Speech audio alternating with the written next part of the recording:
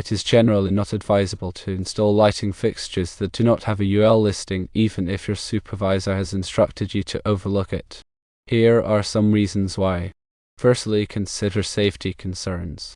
UL, or Underwriters Laboratories, is an independent safety certification organization that tests products to ensure they meet safety standards. Non-UL listed fixtures may not have undergone rigorous testing and may pose safety hazards such as overheating, electrical fires, or shock. Secondly, there is insurance coverage to consider. If an accident or fire occurs due to a non-UL listed fixture, the insurance company may deny coverage or limit the payout if they discover the fixture was not properly certified. Thirdly, there are legal liabilities. Installing non-UL listed fixtures could violate building codes and electrical safety regulations. The company could be held legally liable if an accident occurs as a result.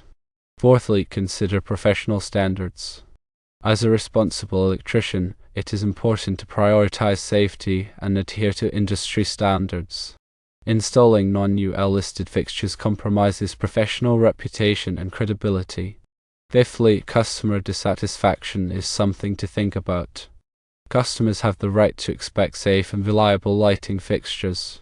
Installing non-UL listed fixtures could lead to customer dissatisfaction or even disputes.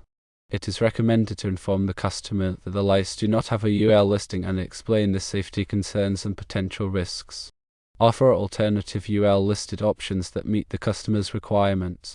If the customer insists on installing the non-UL listed fixtures, document the situation and obtain written consent from the customer acknowledging the potential risks. Consider consulting with a licensed electrician or building inspector for further guidance.